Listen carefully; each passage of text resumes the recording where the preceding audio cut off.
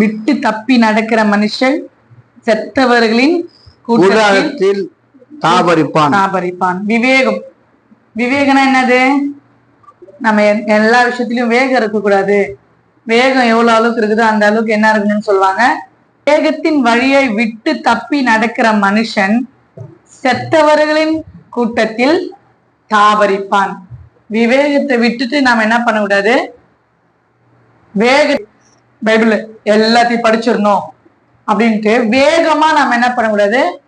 எல்லா காரியத்திலும், சின்ன பிள்ளைங்களா இருக்கிற நீங்க எல்லா காரியத்திலும் ஒவ்வொரு காரியமும் நீங்க செய்யும் போது யோசிச்சு நிதானமா நீங்க என்ன பண்ணணும்? ஒரு முடிவை எடுக்கணும்.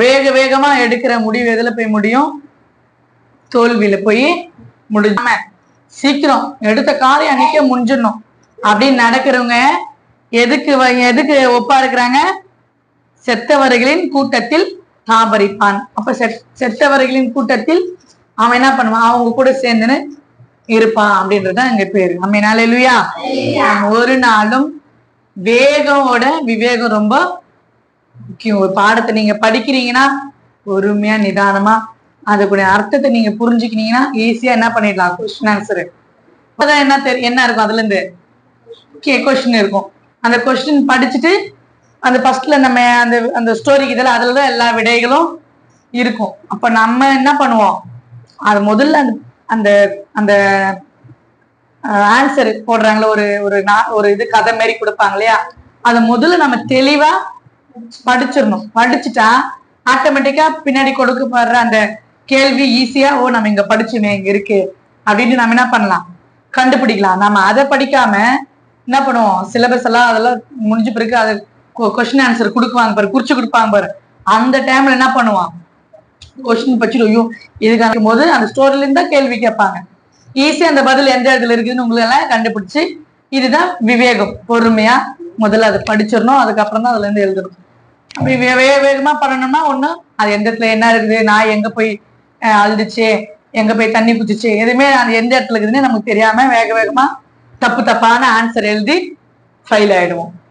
அப்போ விவேகமா நிதானமா ஒரு படிக்கிற காரியத்திலயும் சரி, வீட்டுல எல்லா காரியத்திலயும் சரி, நீங்க நடக்கிற காரியத்துல எல்லா இடத்துலயுமே எப்படி இருக்கணும்?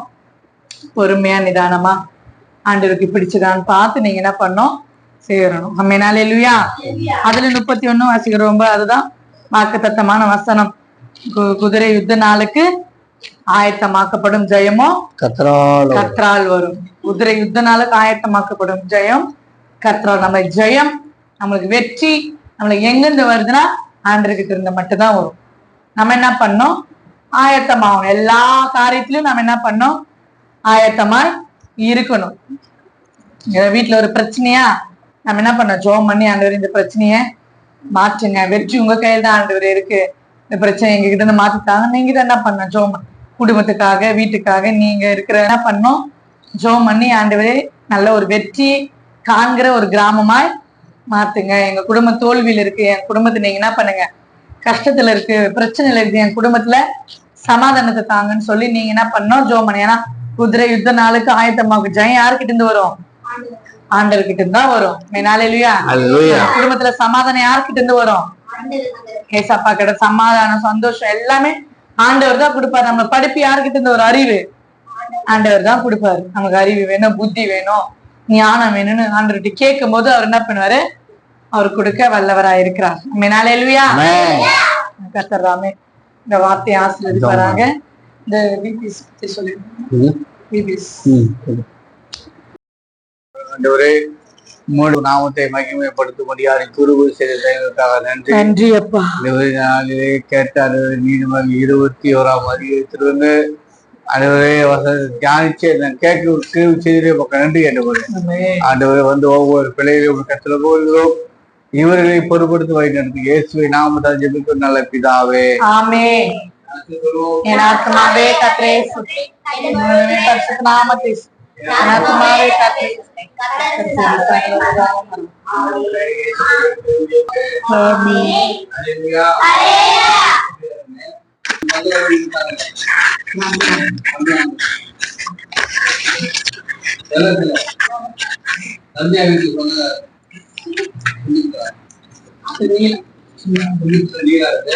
அவங்க வந்து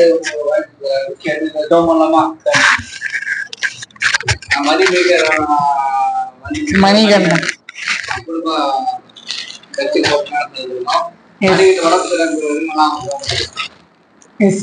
ஸ்தோத்திரிக்கிறோம், துதிக்கிறோம். ஆவியானவரே விசேஷமாய் மணிகண்டன் மணிமேகலை குடும்பத்துக்காய் நாங்கள் செபிக்கிறோம். அந்த எருமேட்டி பிள்ளைகளுக்கு பிஸ்கெட் வாங்கி கொடுத்திருக்காங்க.